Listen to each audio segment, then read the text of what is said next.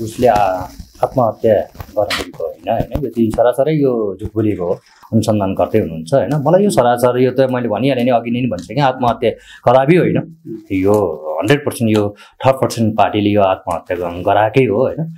कानुन दायरामा ल्याएर यसको जिन्दगीभर जेलमै सराउनु पर्ने यस्ता अपराधीहरूलाई होइन। कानुन भनेको कहिले पनि डगमगाउँदैन। हेर्नुहोस् तपाईँ हामीले दिने कानुन होइन होइन यो कानुन भनेको पुलिस प्रशासनले दिलाउने कानुन हो होइन। पुलिस प्रशासनले यस्ता अपराधीहरूलाई कुनै ठाउँबाट पनि उकिन दिनेवाला छैन होइन।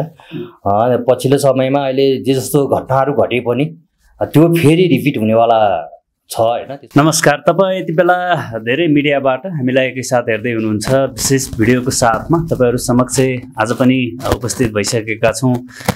पछिल्लो समय हाम्रो टिकटकर आचलनाथको विषयलाई लिएर एकदमै सामाजिक सञ्जाल तातिएको छ। यही विषयमा रहेर हामी कुराकानी गर्नेछौँ। आचलनाथसँगै धेरै म्युजिक भिडियोमा सँगसँगै काम गर्नुभएको हाम्रो हरि ढकाल हाम्रो साथमा हुनुहुन्छ। भिडियोलाई अन्तिमसम्म हेर्नुहोला। भिडियो सम्बन्धी कुनै जिज्ञासा भए कमेन्टमा लेख्न नबिर्सिनु होला भन्दै लाग्छु कुराकानीतर्फ। नमस्कार, स्वागत छ यहाँलाई। नमस्कार सर। मैले सुरुवातमै भनिहालेँ यो पछिल्लो समय यो हाम्रो टिकटकर साथमा मोडल आचलनाथको विषयलाई लिएर एकदमै सामाजिक सञ्जाल तातिएको छ। यो कतिपय मान्छेहरूको भनाइ छ आत्महत्या, कतिपयको भनाइ छ हत्या। के यो विषयमा थोरै खुलाइदिनु, कतिको जानकार हुनुहुन्छ यो विषयमा तपाईँ? धन्यवाद सर यसको लागि, क्वेसनको लागि। मलाई यो सरासर देख्दाखेरि उसले आत्महत्या गरेको होइन होइन यो चाहिँ सरासरै यो झुट बोलेको हो। किनकि आफ्नो लाइफ हो, मान्छेको एउटा जेनेरेसनको कुरा छ, भोलि लाइफ भविष्यको कुरा छ होइन। ऊ यसरी अगाडि बढिरहेको मान्छेलाई होइन उसले सरासर आफै आत्महत्या त गर्दैन। यसमा केही न केही यो थर्ड पर्सन पार्टीले यसलाई षड्यन्त्र रचेर यसलाई आत्महत्या गर्न बाध्य बनाएको हुन् होइन। पहिला सुरु त बहिनी यो संसारमा छैन होइन। उहाँको लागि मृतक आत्मालाई शान्ति मिलोस् भन्न चाहन्छु होइन।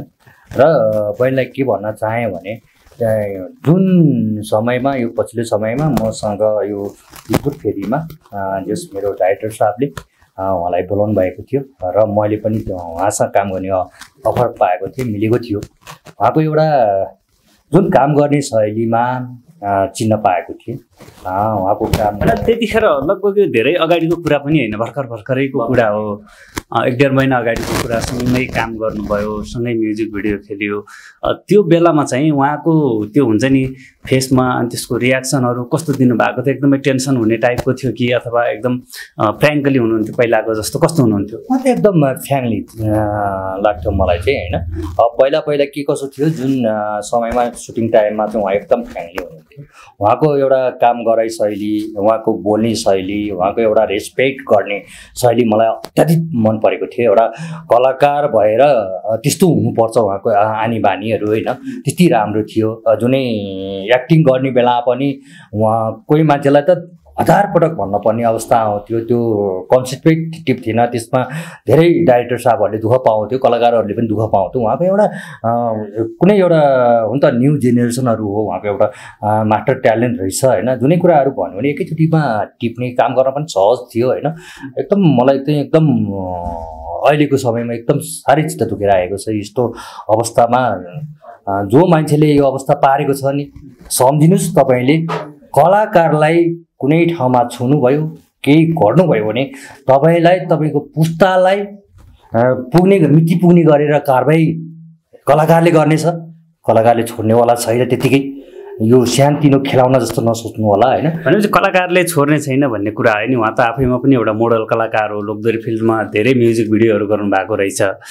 अब यो कलाकारहरूले जो हाम्रो कलाकारहरूलाई हेर्ने यो राष्ट्रिय लोकदोरी प्रतिष्ठान अन्य धेरै सङ्घ संस्थाहरू छन् नि, उनीहरूले केही एक्सन लिएको अवस्था छ कि छैन अहिलेसम्म? यो कलाकार यो जुन हाम्रो उहरूले कलाकार क्षेत्रमा जो कोहीले पनि सबैले लागि पर्नु भएको छ होइन।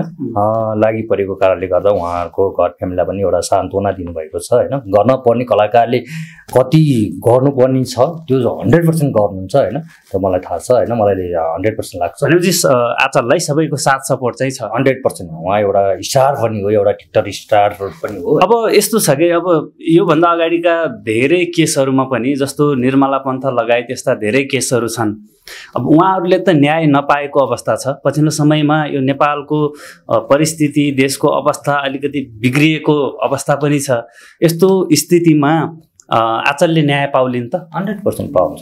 कानुन भनेको कहिले पनि डगमगाउँदैन। हेर्नुहोस्, तपाईँ हामीले दिने कानुन होइन, यो कानुन भनेको पुलिस प्रशासनले दिलाउने कानुन हो होइन। पुलिस प्रशासनले यस्ता अपराधीहरूलाई कुनै ठाउँबाट पनि उकिन दिनेवाला छैन होइन। पछिल्लो समयमा अहिले जे जस्तो घटनाहरू घटे पनि त्यो फेरि रिपिट हुनेवाला छ होइन। त्यसको लागि दुई मात्रै छैन, किनभने नियम कानुन भनेको सबैलाई लाग्नुपर्छ, सबैलाई हुनुपर्छ। यदि नियम कानुनै भएन भने तपाईँ हामी पनि कोही पनि रहँदैन यो पृथ्वीमा होइन। नियम कानुन भनेको लाग्नै पर्छ, हुनै पर्छ। त्यसको लागि पुलिस प्रशासनले 100% यसलाई यो न्याय 100% दियो। भने अहिलेसम्म हत्या कि आत्महत्या भन्ने कुरा चाहिँ खुलेको चाहिँ छैन, छानबिनमै छ के छ? उहाँको एउटा 3जना प्रति शङ्का लागेर प्रहरी प्रशासनले अनुसन्धान 3जना प्रति भन्नाले उहाँको को अब साथीहरू भनौँ न 3जनालाई चाहिँ प्रहरीले अनुसन्धानको लागि दायरामा लगेर अनुसन्धान गर्दै हुनुहुन्छ होइन। मलाई यो सरासर यो त मैले भनिहालेँ नि, अघि नै भनिसकेँ, आत्महत्या कदापि होइन। यो 100% यो 3rd पार्टीले यो आत्महत्या गराएकै हो होइन। यसमा दुमत नै छैन। यो छानबिनबाट पुलिस प्रशासनले यो अवश्य नै बाहिर निकाल्नुहुन्छ भन्ने मलाई एकदम 100% लागिरहेको छ। त्यो हत्या गर्नुभन्दा अगाडि कति समय अगाडिसम्म यहाँको कुरा हुन्थ्यो, यहाँ भएको थिएन, के थियो कोसँग? आचलसँग थिएन। मलाई जुन समयमा म पनि धेरै म्युजिक भिडियोहरू मा एउटा अभिनय मेरो अब डाइरेक्टर भूपेन्द्र राणा भनौँ, उहाँले मलाई धेरै अवसरहरू दिनुभएको छ। म्युजिक भिडियोदेखि लिएर सर्ट मुभीदेखि लिएर लाइभ दोहोरीहरूदेखि लिएर हरेक कुराहरूमा मलाई एकदम चान्स दिनुभएको छ। उहाँलाई म एकदम हृदयदेखि नै नमन गर्न चाहन्छु होइन। यसको लागि आचलसँग चाहिँ मेरो फर्स्ट टाइम नै भेट भएको हो, जुन यो त्यो म्युजिक भिडियो गर्ने बेलामा यो जितपुर फेरीमा भेट भएको हो मलाई डाइरेक्टरले। अब तपाईँ एउटा स्टारसँग होइन, एउटा तपाईँसँग एउटा अभिनय गर्ने एउटा स्टार छ, त्यो स्टारसँग तपाईँ अभिनय गर्नुपर्छ भन्ने उहाँ थियो। त्यहीबाट मैले चिन्जान भएको। एउटा एकदम उहाँको शैली देख्दाखेरि, उहाँको काम गराइ मलाई एकदम चित्त बुझेको थियो। सायद फेरि पनि अफरहरू जुट्थ्यो होला होइन। आखिर उहाँ यो संसारमै रहनु भएन होइन, साह्रै चित्त दुखेर आएको। भनेपछि जसले यो गरेको छ नि, तपाईँले अब अगाडि पनि भनिहाल्नुभयो यो आत्महत्या त हुँदै होइन, हत्या नै हो भन्ने तपाईँको एउटा शङ्का छ नि। त्यो यदि त्यो नै भइदिएको भए आचलले चाहिँ के गरिदिँदा, आचलको लागि चाहिँ के गरिदिँदा चाहिँ आचलको आत्माले न्याय पाउँथ्यो जस्तो लाग्छ तपाईँलाई? अब आचल बहिनी यो संसारमा त रहनु भएन नै होइन। यो अपराधीहरूले यो संसारमा भात्न दिएन।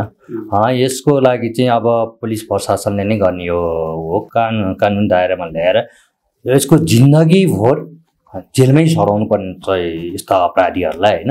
जुन मान्छेले केही गरौँ भनेर एउटा देशको लागि नै, उहाँले एउटा देशको लागि नै नमुनावाला मान्छे थियो होइन, स्टार थियो। जस्तो हाम्रो अहिले हामीले पनि फिल्म लाइनमा राई समाल स्टार, रेखा थापा स्टार भनेर चिन्न पाइएको छ होइन। यो अहिले जेनेरेसनमा मलाई जहाँसम्म लाग्छ आचल बहिनीले पनि यो स्टार नाम 100% हाम्रो नेपालमा कलाकार क्षेत्रमा राख्नुहुन्थ्यो होइन। अहिले यो अवस्था रहेन।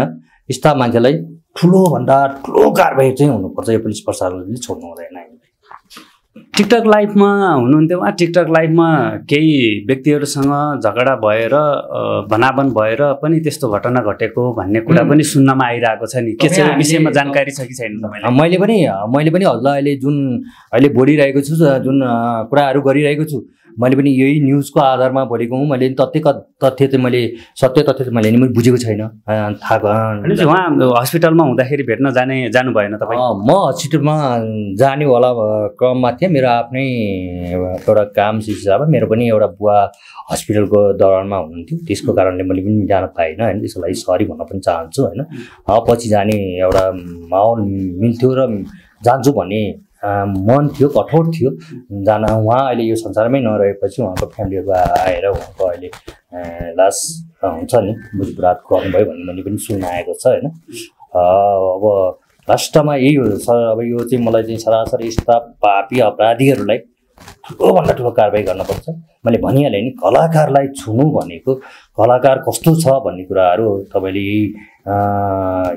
भनौँ न आचल बहिनीकैबाट थाहा पाउनु भयो होला, अरू कलाकारबाट पनि थाहा पाउनु भयो होला। पानी मुनि गए पनि कलाकारलाई यस्तो अपराध घटना घटाउनु भयो भने छोड्नेवाला छैन। कलाकार एकजुट छ भन्न चाहन्छु। ल हामी धेरै लामो कुरा गर्दैनौँ, अन्त्यमा छौँ। अन्त्यमा के भन्न चाहनुहुन्छ? अन्तमा मैले अब भन्नै पर्दाखेरि अब आचल बहिनीको साथ यो संसारमा रहनु भएन। उहाँको घर फ्यामिलीलाई, आफन्तजनलाई, अरूलाई चाहिँ मैले के भन्न चाहेँ भने ईश्वरले धैर्य धारणा गर्ने शक्ति मिलोस् भन्न चाहन्छु, यही नै भन्न चाहन्छु। हस्, धेरै धेरै धन्यवाद।